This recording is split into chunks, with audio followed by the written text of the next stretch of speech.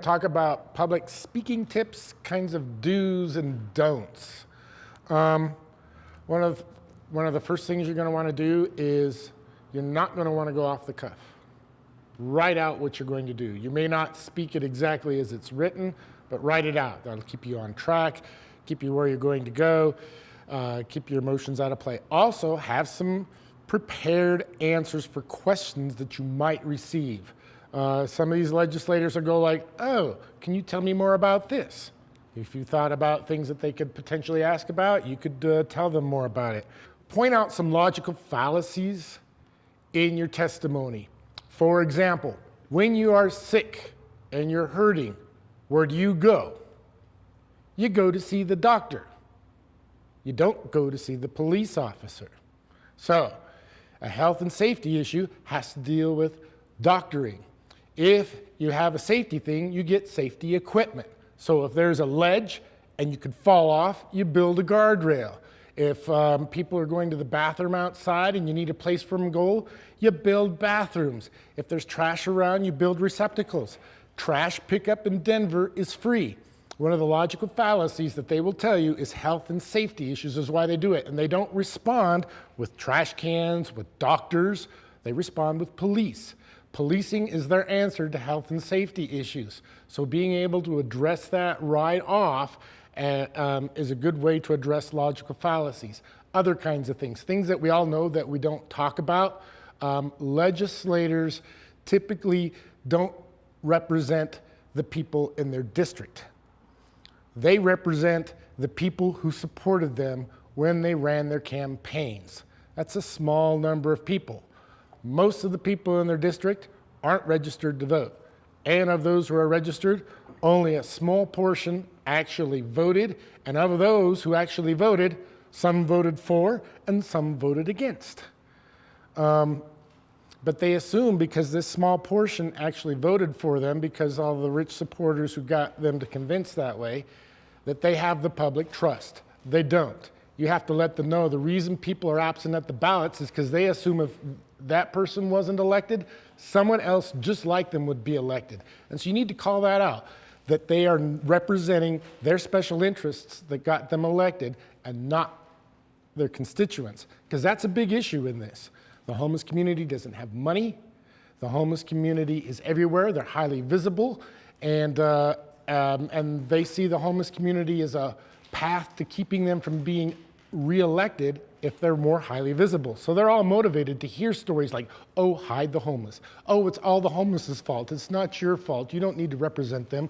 They're broken and all that kind of stuff.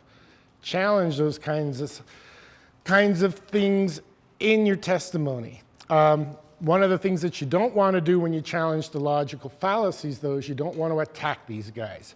They are prideful, egotistical folks. So when you write out your testimony, you pull these kinds of things out, you want to draw attention to, say things, when you're sick, where do you go? You go see the doctor, not the police. Because if you do it the other way, why are you calling the police on these people? They need doctors.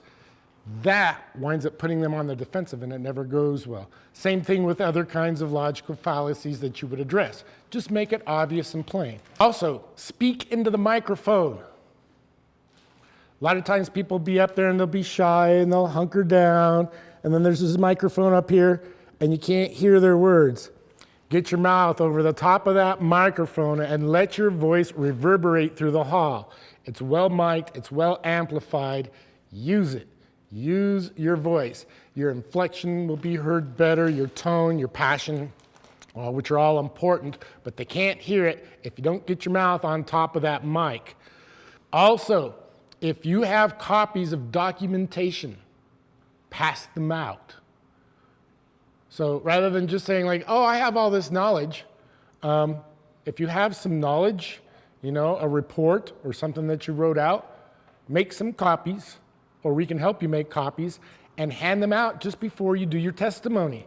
Basically saying now you have to be accountable for this documented record. 14 of those. Yeah. So you'll need 14 of those.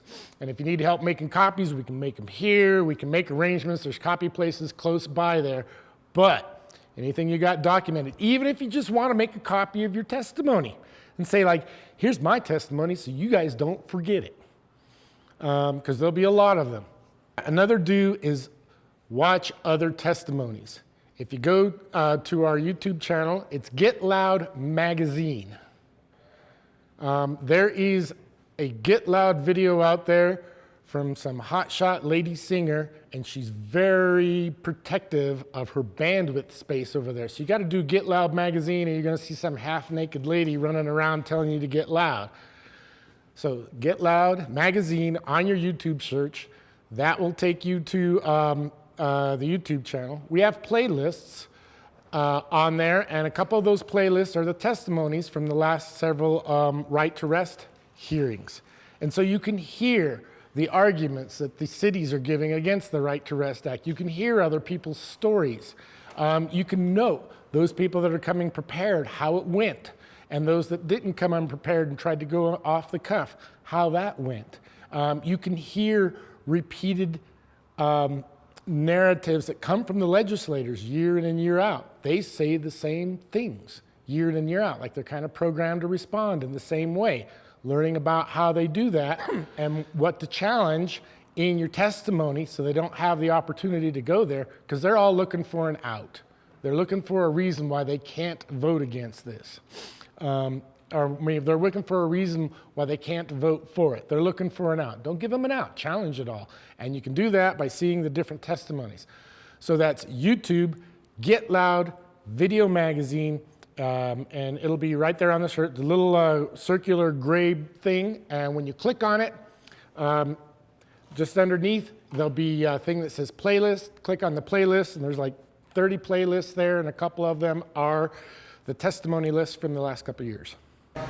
One of the things about the testimony on the YouTube channel is that it's split up into all the individual testimonies. So we don't have 8 hours worth of straight video.